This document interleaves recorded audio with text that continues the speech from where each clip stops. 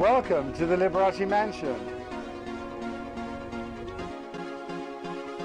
Welcome to Under the Vegas Sun, looking at the people, the events, and the news surrounding Las Vegas and the entire Vegas Valley.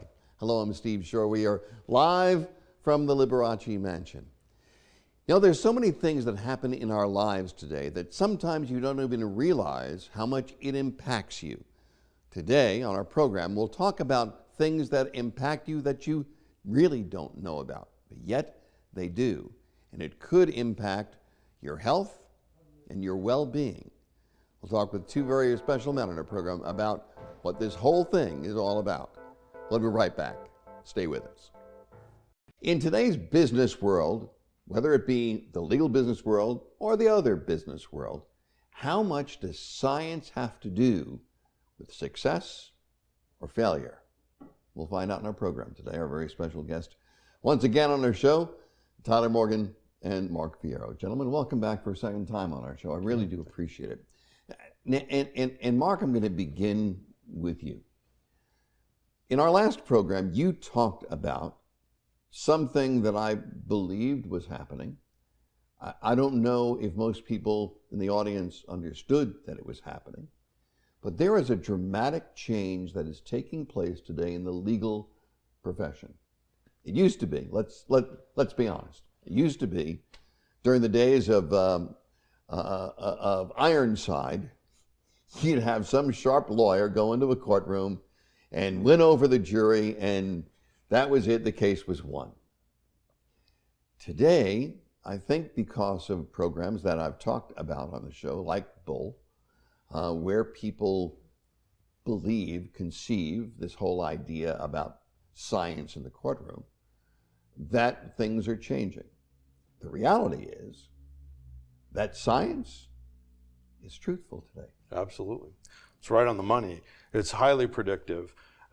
Most people don't necessarily focus on the significance of a sample, what a sample can do. We base all television ratings throughout the entire United States, 320 million people, based on a sample of under 1,000 people. Under 1,000 people. And what we do in trial, and have done for the last several years, is that we will closely try to match the demographics of the Las Vegas jurors. We even weight it. In the summertime, you have to have additional teachers because teachers are going to be more readily available for jury pool. And what we do is we try to emulate that jury pool. Okay, don't go further yet. Okay. Don't go further yet. Okay. Hold. All right.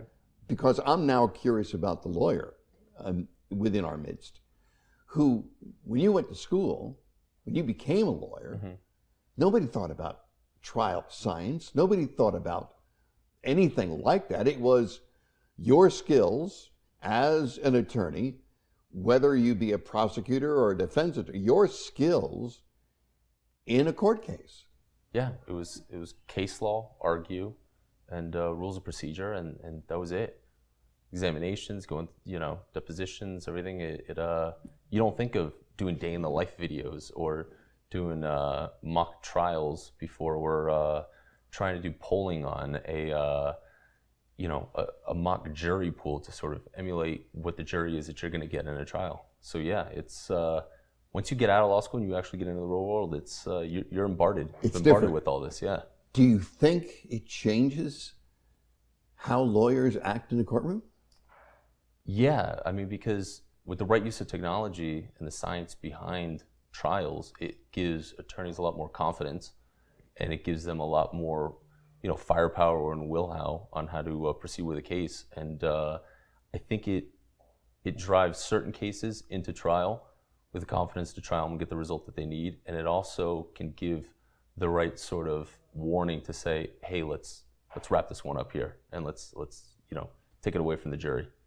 Okay, now back to you, Mark. Okay, so here's the question that I have. John Q. Public is arrested and charged with a crime. Used to be attorneys like Tyler over here would get their case and go into court and they'd do their thing. Now all of a sudden, what you have are people like you and others that bring in focus groups, 1, 2, 3 focus groups, and now you're not you're like trying the case before it ever gets to trial. Before you ever get to the courthouse steps. And what it does is this, it gives our side, whoever I'm working with, it gives us an idea of not only what decision the jurors are going to come to, but the pathway that they take to get there. And now it's much easier to lay out that pathway. This article that I wrote, the Court of Public Opinion, that's in Vegas Legal Magazine, this edition, it lays out, jurors know in their gut what they want to decide, and then they use the law to get there. And in this case, what you get to see is, you get to see 2, and in some case, 3 separate juries. They're in closed rooms, they're being monitored with video, with sound. They know that this is going on, but you habituate to it very, very quickly. And what happens is our side, the plaintiff, usually in civil cases, puts out 80% of their case, and we put out the entirety of the other side's case, so that this is the best possible outcome that your opponent is going to get. And you watch these jurors after they're supplied with this information, screaming at each other, saying, I'm not going down this road, this guy caused it, this guy is the problem, I'm not awarding him with money, and the other side saying, you're going to leave this guy in a bed for the rest of his life without any care. And you see these tears come to the eyes. This is a mock jury. Does that scenario of these groups of people determine how the lawyer deals the case in court, in actual court? Absolutely. So, 100%. Because they then know what reaches a jury and what doesn't reach a jury, correct? Absolutely. And you hit the absolute pivotal point. The people have an interest. The people of Nevada have an interest, because there are a lot fewer cases that are actually going to go to trial. It's not just Nevada. I'm sure it happens around the country. Around the country. Although I will say that I believe that we're a little bit ahead of the curve, but you will literally see, you're stress testing your ideas. You will literally see our plaintiff's attorney walk in and just knock that off the table, knock a multi-million-dollar offer off the table. I don't care what anybody says. When you take a check for $5 or $6 million and you say, we're not interested, we're moving on from there, there's a lot of sweat in this now. Yeah, they can give it to me, I'm fine. Yeah, $5 million is not so much when you start to look at what a lifetime of care costs. Right, in some of exactly. these cases. Exactly. Tough cases. But I would think that it puts even more pressure, though, on the court system, because the court system and the judges have a position to make sure, I believe, tell me if I'm wrong, to make sure that both sides are equal within a court case. So one side doesn't get preferential treatment or get something more than the other side does. Both sides are willing, they have the same access to all the same information and technology. All the defense guys can go after the Mark Fierros if they please, but a lot of them just don't. On the big criminal cases, unfortunately, the prosecutors don't really have the funding to go after it. A lot of the problem is just that they're bombarded with cases and everything. So you get these criminal defense attorneys like a Gentile who just, he knows he's got an ace in the hole, and he's going to, imitate a jury, and he's going to get all the information he needs, and he's going to go into the courtroom, and rather than be a carpenter on the case, Fierro's going to turn him into an architect, and the day's over there, and he collects his millions and moves on. Okay, I'll ask the question that I think a lot of people at home are asking the question. If you're doing this, if you have these focus groups, and you know what is the right argument and what's the not right argument, if you know what not to do within a courtroom in order to get your client a better deal or get your client off of the charges, are you manipulating the court system? I will say this, you're digging your way out of the deepest hole that an American citizen can find themselves in. When you're up against an insurance company, you're up against the biggest pocket on earth, okay, an American insurance company. When you're up against the police and the DA, an American citizen, that's the deepest hole that you can come up with, the exception of going up against the feds. And this is what happens. This is how I came to it. I think many reporters are naturally, They stand up for the underdog. That's certainly how I came to it. That's how I grew up. From the time I was 4 years old, I was standing up for, that's who I was going to stand up for. That's what we did. Exactly. And so what occurred to me, and the reason that I got into the business of litigation support in the first place, is that I would talk to these attorneys and I would say, give me your comment, give me your side. They'd say, we're not getting involved, we're not going to try this case in the court. Okay. And meanwhile, I talked to the police, and they had 4 or 5 million impressions, knocking the heck out of this defendant. By the time you get to the courthouse steps, there's nothing left to win. His reputation, his standing, the way the community feels about him. You know what's going to happen. In the cases that you and I did, in cameras in the courtroom, I saw one acquittal in the 10 years that I lived at the courthouse. I saw one acquittal, and it was tried by Stu Bell, who went on to become the DA. So when you're charged, and the business that Dominic Gentile and I are going into is to try and make this so accessible that even the public defender's office would be able to have a chance and bring the facts and to find out what the strongest element that they have, the strongest hand that they have to play in civil cases, where you have, where you're up against this giant multinational, deepest pockets in the world, where they offer. I was in a case where they. Okay. We're going to take a break. Okay. Don't lose this. Don't get me started. Don't lose this because it's going to lead me to the next part of this, which I think is even more interesting than what you're doing. So we're going to take a break for a couple of seconds. I'm telling you, what's next is the extension of what they're doing today, happens to each and every one of us every single day, and you don't even think about it. We'll be right back. Stay with us. Hey, it's Mark Chinook from Monday's Dark, and you are watching Under the Vegas Sun with Steve Schorr. Have we all become guinea pigs of the things that are going on in today's world that seek to control what we do? My very special guest in the program once again, Tyler Morgan and Mark Fierro. Gentlemen, welcome back. Okay, you were just talking about what takes place. So, when we go into these focus groups, as an example, and I have to steer away from the actual facts of the case because it was settled. It was well into the 8 figures, but they take a case. It's a traffic case. There is the caretaker of the victim takes it to an attorney. They say settle for the policy, which is a few $100,000. There's nothing there. It will do no good. This person who was injured will probably be in a semi-vegetative state for the rest of their life. So we end up supporting the case, and what we find is that there are 2 things that are very, very problematic.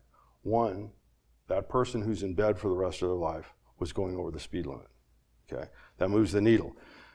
Just for round numbers, say there was $100 million at stake, which there wasn't. But say you caused 20% of the accident and you get the award, now it's $80 million. No, okay. Right. Now, say you were also not wearing a seatbelt, so you contributed to your injuries as well. Okay. So now there's another 15%. Okay. So they take that. But if you get to 51%, you get 0. And so the fear was that we were walking away from multi-millions of dollars because we were going to stick it out, and maybe they would get to 51%. So that was what our focus group was about, and what we found out was that people were willing to look beyond that because there were other problematic issues, and we ended up settling for multiple of what was originally on the table. So the knowledge that you gain through your focus groups becomes very, very critical to either the success or the failure of your case. Absolutely. I think, curious now for both of you, I think we all face that every single day, and we don't even realize it. Let me tell you how I think that.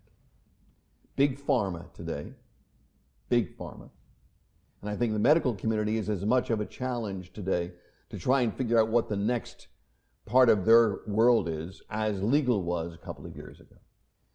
Big Pharma today has figured out the science of people. Same thing that you find out in the focus groups. Mm-hmm.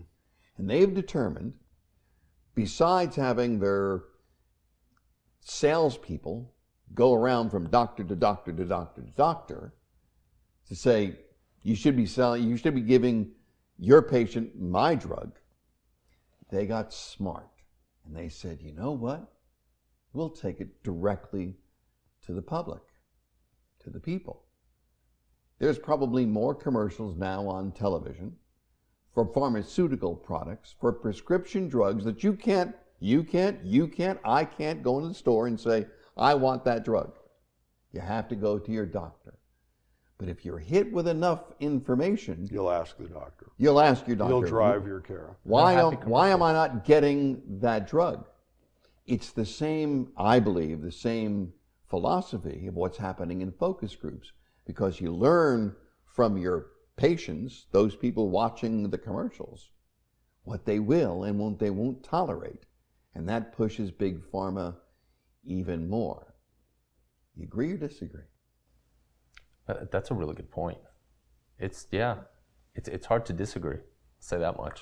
The marketing of drugs changed dramatically in the 80s. During Ronald Reagan's administration. Prior to that, there were no pharmaceutical, you could not do anything except over-the-counter medications. What happened in those ensuing years, in the next couple of years, that was also happened to overlap with the where all of a sudden you started seeing a lot of really fine European cars. Mercedes took a huge chunk out of the market. So what happened is you saw the average price of American cars go up by about of cars sold in America go up by about 40%. But because they removed those restrictions in commercials, you saw the sales of pharmaceuticals 40% for cars, 1,600% for pharmaceutical, and that's when the United States became addicted to this array of drugs. The average American, is taking this many drugs by the time they hit 60. They never needed it before. There's a drug right now on TV that's being pushed that is a cancer-fighting drug that costs, in order for somebody to take it, $100,000 a year. And because of the drug itself, very, very few insurance companies will cover it. Yet, they are spending literally millions of dollars advertising for this drug for people to go in and saying, I want another 18 months of life if I take this drug. It is that science. The drugs, absolutely. And I think the science of what you found out in your focus groups is changing the business world. Absolutely. Change politics forever, that's for certain. For sure. Change politics forever. That's how we find out what our lead lines are. That's how we find. I'll tell you right now, in Oscar's case, we knew right from the very beginning. I knew within 1 week that while mob attorneys were rated low on the scale, what was rated far lower, because this is when the boom, the boom years, the end of the 90s, what was rated far lower was developers. Well, Jay Bingham, the one guy that had got in the race, and he was going to take Oscar, Oscar was crazy for getting the race, but Jay's already won this race. Well, when we found out that developers were down there, we positioned Oscar as the guy that was going to beat up on all these bad. I think you want Oscar Goodman doing your negotiating for you. Now the people of Las Vegas are the underdogs, and I'm not going to allow a developer to beat up on you. And that was the end of the race. Jay Bingham got out after 3 weeks. I think he got a cold or something. But it's the same thing in the business world. We're seeing changes out there. What it was a decade, 2 decades, 3 decades ago is much different today. The question is, how does the business world control that to where they don't become the victims of their own success? That's, the problem is, it's not necessarily a problem, but it's just the mere fact that information is so accessible out there. And no matter what you're doing, nobody really has as much of a proprietary formula to how they're running their business as they did in the past, because there's so many other models of it and there's so much information out there. So people are finding successful businesses and then, mimicking them, and that's sort of what's led to the, offshores, manufacturing overseas and bringing in and trying to cut costs and everything. And it's just, I don't know, I guess a business just has to constantly educate itself. I mean, if you're going to run a business and you want to stay ahead of the curve as everything's changing, you just have to constantly be informing yourself and educating yourself and knowing what's going on. And when you add on top of that the power of social media today and the impact of social media, it becomes a new crap game. In one bad day with social media, a wrong post or anything can just send your whole business tumbling, because it gets into political stuff and religious issues, and people don't think. And I mean, look, you got a guy running the country right now. He's up and down like a roller coaster just on social media. Because he uses social media so much to make his voice. But you also have to take it's a necessary evil. You have to use social media and all those platforms to get your message out. But you also have to realize what you're doing as you're doing it, so that you don't sort of trip over the rocks. Okay, I've got a couple of minutes left. I want you to look into your crystal ball. Tyler, what do you see happening from here? Where do you see your profession going from here? The legal profession, unfortunately, I see less trials, because I don't see many attorneys coming out of law school and getting proper trial training. So I think you're going to have a hard time finding real litigators in the legal profession. But I think you're also going to see a lot of attorneys who are going to be less confined to their state bars, and you're going to see a lot more national working attorneys. So you'll see a lot more attorneys working in multiple jurisdictions, and you'll start seeing that advertising dollar bump up more, where you'll start seeing, what you see out here in Las Vegas, all over the billboards, you'll see those same names in other states and other jurisdictions. And the bars are already working on an American standard throughout the country, so that a lot of these states can have more reciprocity amongst each other, because the attorneys are already demanding it. Mark, where do you see the science going? I think one of the biggest changes that's happened, particularly in Nevada, is there's the heartfelt feeling. Remember, years ago, you would never blame your doctor. Nobody ever sued their doctor. And state legislature put caps on malpractice. And what ended up happening is we look at doctors as if they're criminals. Instead of using administrative adjustments, I call it the criminalization of modern medicine, and that has to change. That has to change. I think too much is foisted on doctors today. Everything is looked at beyond decision making, and they see it as something evil. Hopefully, that's going to be among the first things that are going to change. And if they don't, you'll see fewer and fewer people going into the profession. Absolutely. Gentlemen, past 2 weeks have been delightful. Thank you very much for being with us. I think your insights have been astounding, and I think the people have learned a little bit. So thank you very much for being here. Thanks, Evan. It's all about asking yourselves questions. When you see that commercial about the drug on TV, ask yourself a question. If you have a situation, unfortunately, where you have to be in a court, ask yourself a question. Don't take everything for granted, at least not in today's world. We'll be right back with some closing words in just a moment.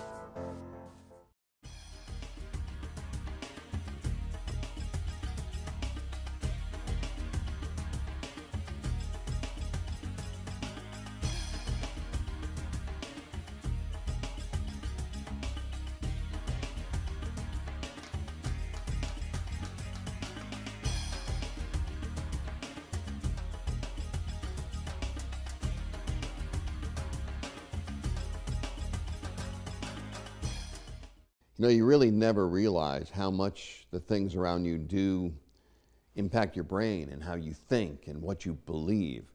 I think it's important today that we don't take for granted the things that we sometimes are pounded with, whether it be through media or social media. It's important to remain that independent individual that you are, or else things could happen to you that you don't even realize might happen to you. It's all about your control and what you believe. At least that's what we hope it is. Until the next time, I'm Steve Schorr. Be safe and enjoy life under the Vegas sun.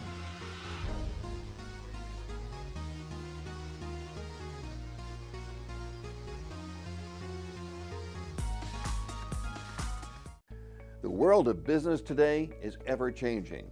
What does it take to move that needle forward? Sometimes it's effective communication, or an extra voice to be heard, or maybe help in turning the right corner. At Consulting America, we provide all of that and more. Get an edge on the competition.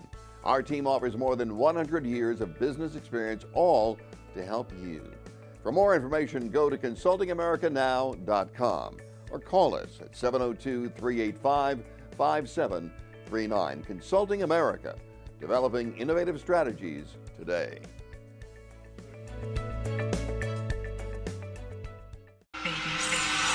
Hello, I'm Steve Schorr. I've been proud to host the TV show Under the Vegas Sun. We've had mayors and entertainers and some of the true movers and shakers of Las Vegas. Well, we're growing again. We'll now be seen in 209 cities in America through our network, Walk TV, as well as in 6 foreign countries. And in Las Vegas, we'll also be seen 4 times each week on Cox Communications, Monday, Wednesday, and Friday at 5 p.m., and now Sundays at 7 p.m. on channels 1096 and 96. I just wanted to say thank you.